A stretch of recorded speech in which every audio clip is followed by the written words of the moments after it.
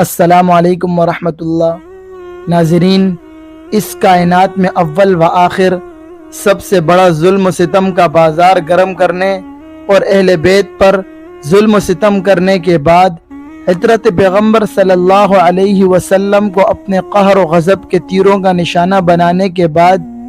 میدان کربلا میں آل مصطفیٰ صلی اللہ علیہ وسلم کو بھوکا پیاسا شہید کرنے کے بعد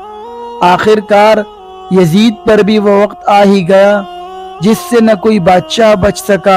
اور نہ ہی کوئی فقیر، نہ کوئی ولی اور نہ ہی کوئی پیغمبر، یعنی موت کا وقت۔ یزید کو معمولی سا درد ہوا، مگر چونکہ یہ درد ظلم کی سزا کے عوض تھا اسی لیے عذاب بن گیا۔ 3 دن اور 3 راتیں بستر پر تڑپتا رہا، پانی کا قطرہ منہ میں ڈالا وہ بھی تیر بن کر حلق میں اترتا، روٹی کا ٹکڑا کھاتا تو تلوار بن کر پیٹ میں داخل ہوتا۔ 3 دن اس عذاب میں مبتلا رہنے کے بعد بھوکا پیاسا ایڑیاں رگڑ رگڑ کر اور سر پٹک پٹک کر مر گیا۔ مرنے سے پہلے یزید نے اپنے بیٹے معاویہ کو بلا کر امور سلطنت کے متعلق کچھ وصیتیں کرنا چاہییں، مگر ابھی اس نے شروع ہی کیا تھا کہ معاویہ چلا اٹھا، جس حکومت کی بنیاد اہل بیت کے خون سے رکھی گئی ہے میں اس حکومت پر تھوکتا بھی نہیں۔ پھر بھی یزید کے مرنے کے بعد لوگوں نے زبردستی اس کے لڑکے معاویہ کو تخت پر بٹھا ہی دیا، لیکن ابھی بیٹا ہی تھا کہ چیخ مار کر یہ کہہ اٹھا کہ اس تخت سے مجھے حسین رضی اللہ عنہ کے خون کی بو آتی ہے، اور وہ اپنے حجرے میں ایسا چھپا کہ 15 دن کے بعد اس کی لاش ہی برآمد ہوئی۔ امام ابن کثیر اپنی کتاب سیرت امام حسین رضی اللہ عنہ میں لکھتے ہیں کہ یزید کے مرنے کے بعد اس کے مشیروں نے زبردستی اس کے بیٹے معاویہ کو تخت پر بٹھا دیا، اگرچہ وہ برابر انکار کرتا رہا۔ معاویہ ایک صالح اور متقی شخص تھا۔ اراکین سلطنت کے اسرار سے اس نے مجبور ہو کر تخت پر بیٹھ کر ایک خطبہ دیا جس میں اس بات کا صاف اعتراف تھا کہ خلافت نہ تو میرا حق ہے اور نہ ہی میرے باپ دادا کا حق تھا، لہذا میں تخت خلافت سے دستبردار ہوتا ہوں۔ یہ اعلان کرنے کے بعد معاویہ ابن یزید نے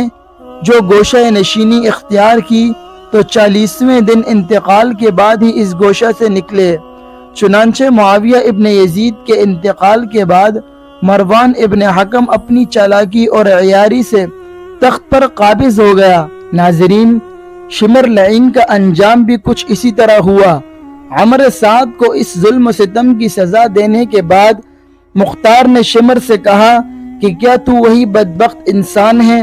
جس نے نواسہ رسول صلی اللہ علیہ وسلم کی مبارک چھاتی پر چڑھ کر گلے پر خنجر چلایا تھا؟ اٹھ اور میرے آگے وہ پلید ہاتھ رکھ جس سے تو نے خنجر اٹھایا تھا۔ شمر رونے لگا اور کہنے لگا کہ مجھے عمر بن سعد نے مجبور کیا تھا۔ مختار نے ڈانٹ کر کہا، تجھے شرم نہیں آتی؟ فاطمہ کے لال نے مسکرا کر جان دی اور تو چلا رہا ہے، آگے وہ ہاتھ رکھ۔ شمر نے پھر درخواست کی کہ میں اس وقت بہت پیاسا ہوں، 2 گھونٹ پانی پلا دو۔ مختار نے پھر کہا، اے ذلیل انسان، کیا تو نے جگر گوشہ رسول اللہ صلی اللہ علیہ وسلم کو خنجر چلانے سے پہلے پانی پلایا تھا جو آج مجھ سے پانی مانگ رہا ہے؟ شمر نے ہاتھ آگے کیا، مختار نے تلوار ماری اور شمر کے دونوں ہاتھ زمین پر تھے، اور پھر مختار نے شمر کے گلے پر خود خنجر چلا کر اس کا خاتمہ کر دیا۔ ناظرین، حرملہ کی لاش ابھی زمین پر تڑپ ہی رہی تھی کہ خولا لایا گیا۔ خولا کو دیکھ کر مختار کا خون کھول گیا، آنکھیں غصے سے سرخ ہو گئی اور گرج کر بولا، یہ ہے وہ سنگ دل اور دشمن خدا جس نے امام پاک کے سینے پاک میں چھاپڑ مار کر نواسہ رسول کا سر اقدس نیزے پر چڑھا کر ابن زیاد کے پاس اسے کوفہ میں لایا۔ اگرچہ اسے جتنی سزا دوں میرا کلیجہ ٹھنڈا نہیں ہوگا، مگر اس کی سزا یہ ہے کہ پہلے اس کے دونوں ہاتھ کاٹے جائیں اور پھر دونوں پاؤں اور پھر اس کے سینے پر چھاپڑ مار کر اس کو واصل جہنم کیا جائے، اور پھر اس کا سر کاٹ کر اور نیزے پر چڑھا کر میرے سامنے لایا جائے۔ چنانچہ جلادوں نے ایسا ہی کیا۔ حاضرین، اس کے بعد ابن زیاد کے انجام بد کی باری آئی۔ ابن زیاد اپنا خونی کھیل کھیل کر اور چمنستان فاطمہ رضی اللہ عنہا کی ہری بھری شاخوں کو کاٹ کر اور اس کے مہکتے ہوئے پھولوں کو توڑ کر ہر طرح سے بے خوف ہو کر بیٹھ گیا تھا،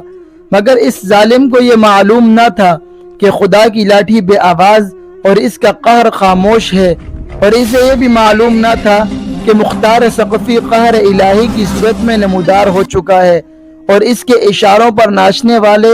عمر بن سعد اور خولہ اپنے اپنے ظلم کی سزا پا چکے ہیں۔ اب مختار ثقفی نے ابراہیم بن مالک اشتر کو حکم دیا کہ ایک بھاری فوج کے ساتھ ابن زیاد پر حملہ کر دیا جائے اور اس کو زندہ یا مردہ میرے سامنے پیش کیا جائے۔ چنانچہ ابراہیم بن مالک اشتر نے ابن زیاد پر حملہ کر دیا،